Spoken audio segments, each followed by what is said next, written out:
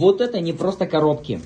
Вот это, вот вместе с этой коробкой, вот это все, это один смеситель стоимостью 400 тысяч рублей.